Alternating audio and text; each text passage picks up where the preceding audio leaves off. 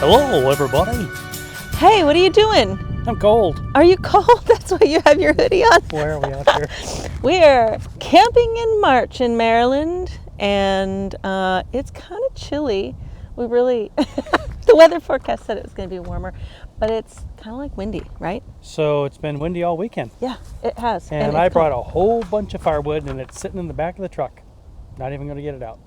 Nope, can't get it out because, well, Too windy. a fire would be. Hey, but more importantly, why are we here? So I was thinking that maybe we would talk about campground etiquette since we're here, and there's not a lot of people here. So campground etiquette is at premium 100% awesome. So we talked about all the various things that not only do we hear other people talk about as far as what bothers them, but kind of thought about like what bothers us and maybe the things that don't bother us. A lot of things bother us. I would say a lot of things bother him, but not a lot of things bother me. Okay. So, all right, what's the first thing on the list? He would totally disagree. Okay. Hey, so since it's really kind of freezing and too windy for a fire, why don't we start with campfires? Oh, it's not happening today. No, it's not happening today. Oh, you mean the etiquette? Yeah. Oh. So, we think maybe it probably isn't a good idea to leave your campfires. Well, actually, even before that, today's a great example. Okay. Because it's so windy, don't start a fire. We walked around the campground and several people have fires going. And I thought, oh gosh, they got a fire going, I'm going to do that. And I got back and I said, you know what? That's not a smart move now. Maybe not. Don't do it if it's windy. Yeah, maybe not. Lots of sparks can go all kinds of different places when it's super windy. We're talking about it's really windy. We've got It actually calmed down just a few minutes. 25, 30 mile an hour gusts. So it's like this is super windy. We're not talking about when it's breezy. I mean, you guys know, use common sense when it comes to when you should build a fire and how big that fire should be. If it's really super windy, maybe not. Anyway. Yeah.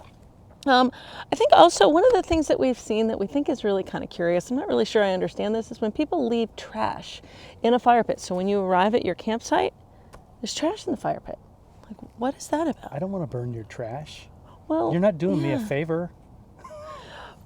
Put your trash in the trash receptacles at the campground. Yeah. That's what they're for. Don't leave them in the fire pit. And actually, I think that's one of the things on our list about if you bring it, take it with you kind of thing? Yeah. Or something like that? Yeah. That's way down the list. See, I wrote the list on the campground trail map. That's my list. Multi-purpose. Because we're fly by the seat of your pants kind of video creators. That's how we roll. All right. So. And when we're done, we can crumble that up and put it in the fire pit for the next couple. We're not going to do that. Sorry. Anyway. Yes. So one of the things that's way down on the list is don't leave your unwanted items. And don't leave trash in your campsite. Like we've seen people just leave stuff that they're like, oh, somebody else would like that. No, nobody else is going to like that. If you think it's trash, it's trash. Yeah. I know somebody will comment and say, one person's trash is another person's treasure. I'm going to argue against that. If you really think it's trash and you're camping, it's probably trash. Yes. However, I will say one caveat to that. If you're bringing wood and you leave it, that's okay. Because somebody will use it. Yeah, that's sort of the exception to the don't leave it rule. Yeah. Yeah, if you have extra wood, just sit it right beside the pit that is not smoldering. And that will be appreciated. And the next person will use it. Or if you're at a campground, the camp host will reallocate it or whatever they want to do. But yeah, that's something that is okay. Hey, let's talk about party time and music. No. We don't do that. Yeah, we don't play loud music outside. We kind of feel like music is a personal choice. We know that a lot of RVs now are coming with outside speakers on the outside of them. I think that the point of that is so that you can listen to your music outside. I don't think that the point of that is so that everybody else in the campground can listen to your music outside. No block parties. You should listen to your music outside, but be aware of how far the sound travels and try to keep it within your campsite if you can. Yeah. If you need to listen to something a little louder, how about talk to your neighbors? Just ask them, hey, I want to play this, we're having some guests, want to play some music or a movie or whatever. Just see if that bothers them first. Okay. Or you can get those really cheap as seen on TV hearing aids That works too. You're so rude. He's very rude. Hey, what's that, Sonny? I'm going to get you some of those. No, you're probably going to get me some of those first.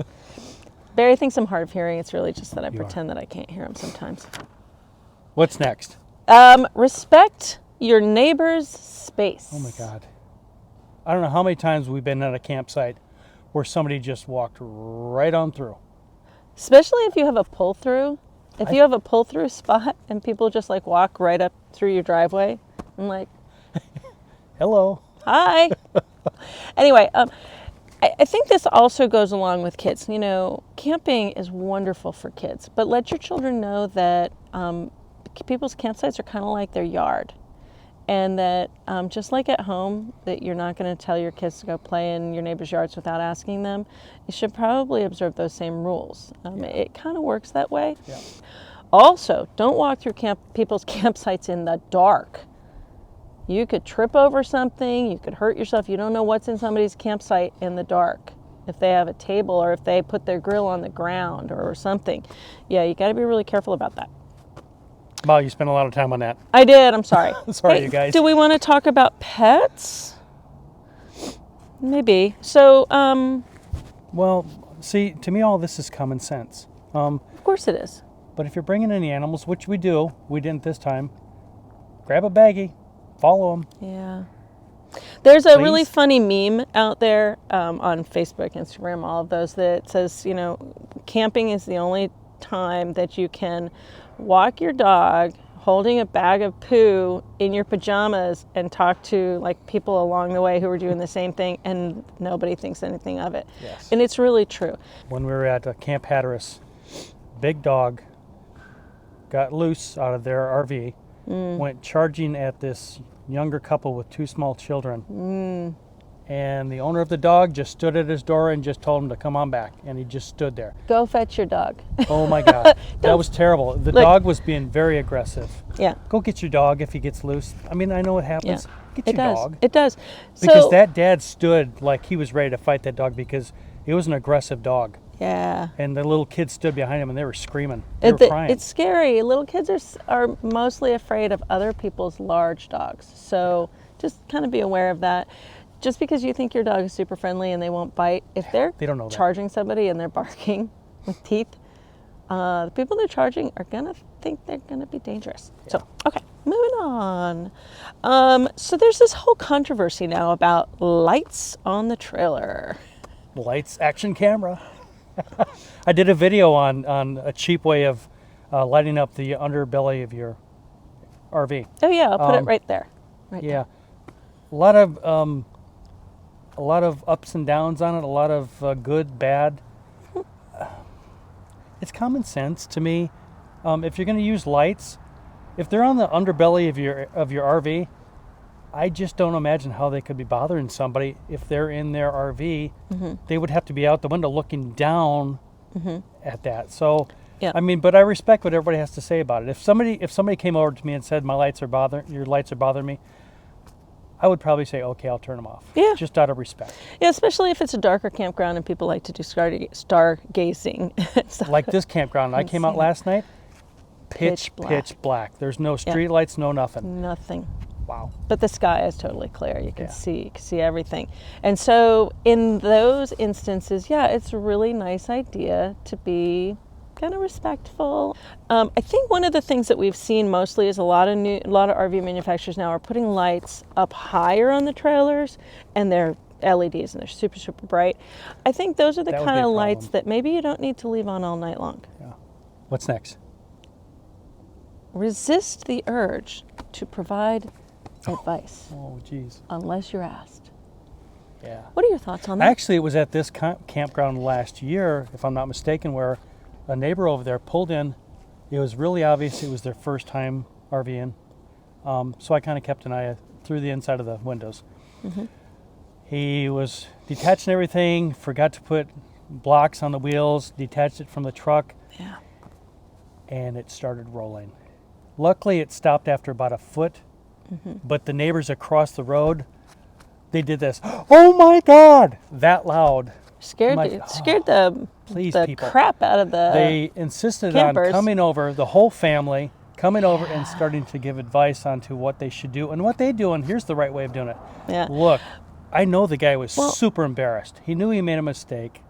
Also, Don't rub salt in the wound. yeah, no, absolutely. Also, the people who were giving the advice were driving in Class A. Not even the same thing.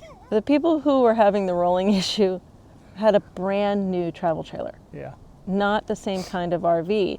A Class A it's got its own built-in brakes, right? Yeah. It's a vehicle, like a bus.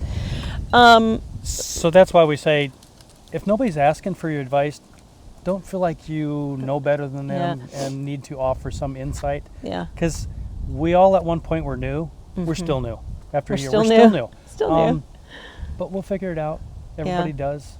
Almost every camping trip seems like the first one for some reason. Like last night, just a side note.